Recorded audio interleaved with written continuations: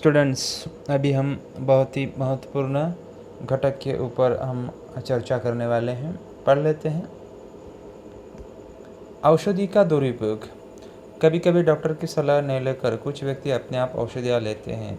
उनका अधिक मात्रा में उपयोग करने से हमारे शरीर पर दुष्परिणाम होते हैं। देखिए, वहाँ पे बताया है कि कभी कभी हम डॉक्टर की सलाह नहीं लेते हैं, खुद ही हम डॉक्टर बन जाते हैं। डॉक्टर से ज़्यादा हमें नॉलेज होता है, ऐसा हम महसूस करते हैं, लेकिन ये सब गलत है। ठीक, आपको बुखार आया है तो किस हिसाब से आपने डिसाइड कर लिया कि मुझे ये गोली लेनी है? क्रोसिन गोली ले लिया, मैंने एक गोली ले लिया, पैरासीटामोल ले लिया, तो कैसे पता किया कि आपने बुखार हुए तो उसी प्रकार का बुखार है? अरे बुखार में भी कितने सारे प्रकार हैं कि बड़ी बड़ी बीमारियां भी होती है, लेकिन नहीं, हम लोग एक आध दो, कम से कम 2-3 दिन तो हम ऐसे निकाल लेते हैं, यार चलो 2-4 रुपये का दवाई। यानी कि हम, होता क्या है कि जो डॉक्टर 200-250 रुपये फीस लेता है, उसके लिए हम थोड़ा आगे पीछे देखते हैं और ये 10-12-20-50 रुपये की गोली हम लेके निपटा लेते हैं। लेकिन वही वाला अगर कुछ इन्फेक्शंस हो गया, कुछ अदर कुछ प्रॉब्लम हो गया, तो बहुत बहुत बड़ी गंभीर समस्या वहाँ पे निर्मित हो सकती है।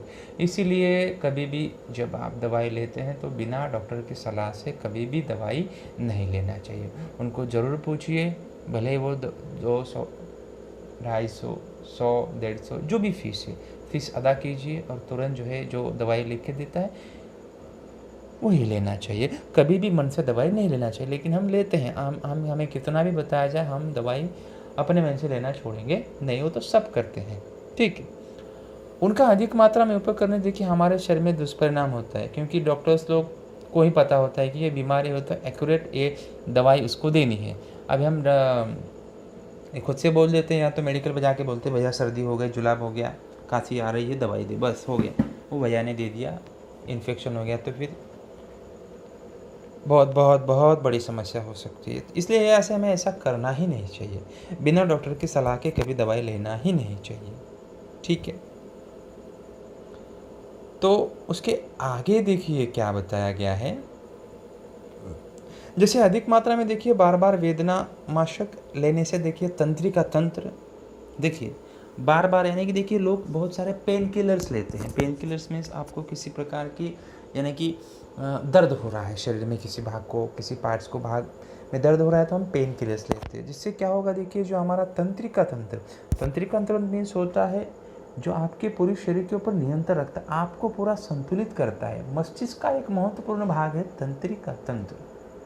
अगर उसी को समस्या आप चाहेंगे तो मानसिक रूप से आप पागल हो जाएंगे, मानसिक रूप से आप बिल्कुल भी वहाँ पे कार्य करेंगे ही नहीं। उत्सर्जन तंत्र, जो पेशाब वगैरह करते हैं आप लोग, वॉशरूम जाते हैं, वो खराब हो सकता है। यकृत, इन पर विपरीत परिणाम हो सकता है। यकृत मीन्स लीवर जो है, इसके ऊपर अधिक मात्रा में परिणाम आपका हो सकता है। प्रतिजैविकों का अधिक उपयोग करने से मचलना, देखिए प्रतिजैविक मीन्स जो एंटीबायोटिक्स दवाइयाँ होती है, एंटीबायोटिक्स वगैरह सब कुछ जो होता है, वो सब क्या होता है, वो प्रतिजैविक की वजह से देखिए जी मचल जाता है, पेट में दर्द होता है, पतली जुलाब होने लगती है, शरीर पर लाल चकत्ते आने लगते हैं, चकत्ते में छोटे छोटे दाग धब्बे आ जाते हैं, जीभ पर सफ़ेद श्वेत होता है आदि ऐसे लक्षण जो है आपको वहाँ पे दिखाई दे सकते हैं। और ये लक्षण जो है बहुत नुकसानदायक होते हैं आपके शरीर के लिए। इसलिए जब भी कभी भी अगर आपको कोई भी बीमार हुआ है, आपको सर्दी हुई है, खांसी हुई है, बदन दर्द, पेट दर्द, सर दर्द, जो कुछ भी आपको हुआ है ना, डॉक्टर के पास जाइए। पैसे के बारे में मत सोचिए, 200-250 रुपये, 150 क्या होता है फीस, उसका हमें अदा करना चाहिए और दवाई लेना चाहिए। क्योंकि यार अगर आप जीवित रहेंगे तो आगे ज़िंदगी में जाके उसको कमाएंगे ना। अगर आप ऐसे मतलब दिन निकालते गए, कुछ बीमारी ज़्यादा बढ़ गई तो मृत्यु हमारे निश्चित है। जब 100 साल जीने वाला इंसान 20-30 में चला गया तो क्या मतलब हुआ। इसलिए जब भी दवाई लेना चाहिए तो आपको जो है डॉक्टर की सलाह से ही लेना चाहिए। चाहे आपका पहचान वाला डॉक्टर हो, फीस दे के या ना दे के, जो भी है, लेकिन डॉक्टर की सलाह के बिना कभी भी दवाई हमें नहीं लेनी चाहिए। इसका विपरीत परिणाम होगा और भुगतना पड़ेगा हमें ही, कोई और तो थोड़ी मतलब भुगतने वाला तो है ही नहीं, बराबर। चलिए आगे देखिए, एक नेक्स्ट टॉपिक है जेनेरिक औषधियाँ। जेनेरिक औषधों को सामान्य औषध भी कहते हैं। इन औषधियों की निर्मित तथा विवरण किसी पेटेंट से बनाया जाता है। ये औषधि ब्रांडेड औषधियों से समतुल्य और उसी दर्जे की होती है। जेनेरिक औषधियाँ तैयार करते समय उस औषधि का घटकों का अनुपात अथवा उन औषधियों का फार्मूला तैयार मिलने के कारण उनके संशोधन का खर्च बच जाता है। अब देखिए जेनेरिक औषधियों का मतलब क्या होता है कि मार्केट्स में कुछ ऐसी बीमारी आई हुई है ना, मतलब उसमें जो ड्रग्स होता है, ड्रग्स में जो उसमें दवाई होती है ना सेम होती है, लेकिन जो कंपनी वाले जो बनाने वाले होते हैं ना वो लोग अलग होते हैं, बराबर।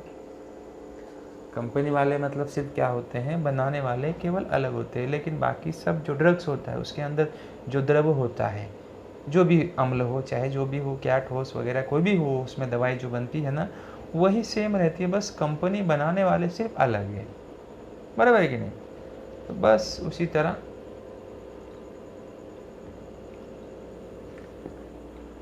वो लोग सिर्फ अलग होते हैं, बाकी जो उसमें का ड्रग्स होता है, दवाई होती है, वो सब तो उसमें सेम ही होता है।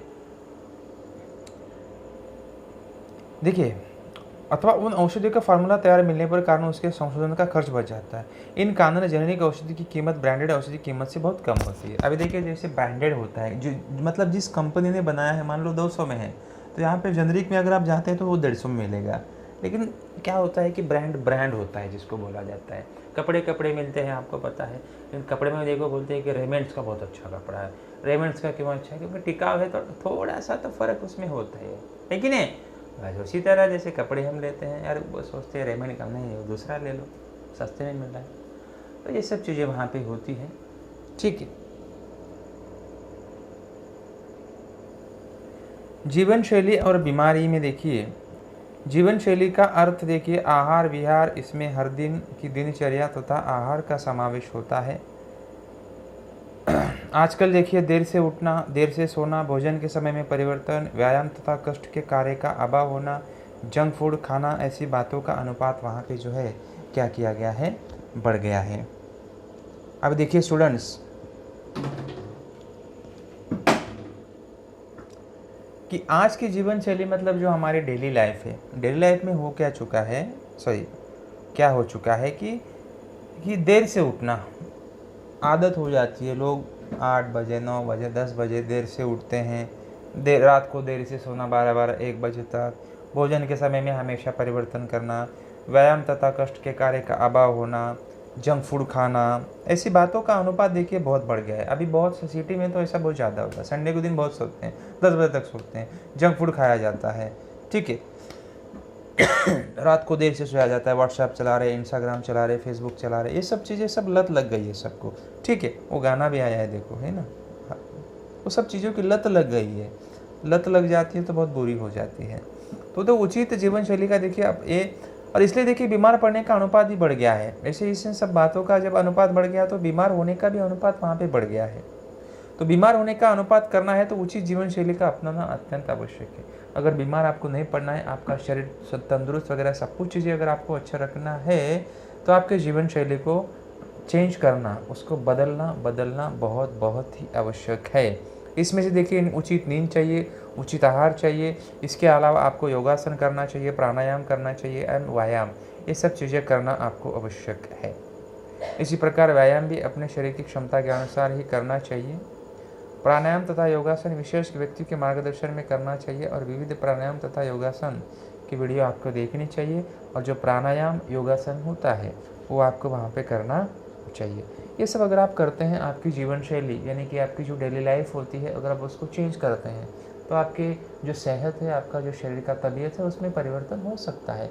होता क्या है कि अच्छा आहार लेना चाहिए, नियमित रूप से व्यायाम करना चाहिए, बस ये सब अगर आप करते हैं तो आपके शरीर को कुछ होगा ही नहीं, ठीक है।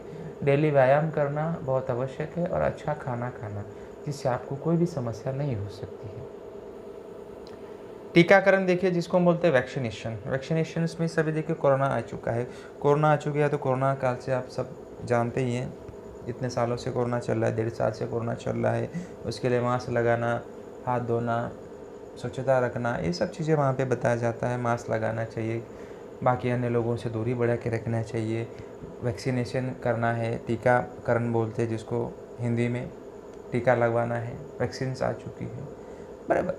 तो ये सब चीज़ें हमें वहाँ पे करना चाहिए कि रोग ना हो, इसके लिए उसका प्रतिबंध करने के लिए टीकाकरण करना भी उतना आवश्यक होता है। तुम्हारे पास के अस्पताल से टीकाकरण की तालिका प्राप्त करके उसका हमें अध्ययन करना है। देखिए, रोग ना हो, कोरोना प्लस क्यों किया जा रहा है, कोरोना टीकाकरण क्यों दिया जा रहा है, कि ये कोरोना जो है आपको आगे जाके ना हो। अभी बच्चों के लिए तो फिलहाल नहीं आया है, 18 साल के ऊपर सबको आ रहा है, लेकिन आगे जाके भी छोटे बच्चे के लिए ऐसा टीकाकरण वो भी हो सकता है। तो टीकाकरण का मतलब क्या होता है कि रोग ना हो, कि आगे जाके आपको किसी प्रकार का रोग ना हो, ये सब करने के लिए, उसके प्रतिबंध लगाने के लिए टीकाकरण आ चुका है। यानी कि वैक्सीनेशन सभी को क्या किया जा रहा है, लगाया जा रहा है। तो हमें भी वो लगवाना चाहिए। जब आप भी बड़े हो जाएंगे 18 साल के बाद, या 1-2 साल में, जो भी आपको गवर्नमेंट्स कुछ नए चेंज कर लेता है, जो भी मतलब बच्चों के लिए जो है कि वैक्सीनेशन वो भी करवा सकता है। कोरोना की लस बाबा सबको देना है, बच्चों को भी देना है छोटे छोटे, क्योंकि उनको भी कोरोना ना हो। तो ये सब चीज़ें हैं। इस तरह से देखिए, ये औषधियाँ होती है और ये जीवन शैली और बीमारी है। इस तरह से जो हमारा स्वास्थ्य और रोग, ये जो हमारा लेसन चल रहा था हमारा, यहीं पे ख़त्म होता है। डाउट रहेंगे तो आप पूछ सकते हैं, उसके बाद आपको नोट्स भेज दिए जाएंगे।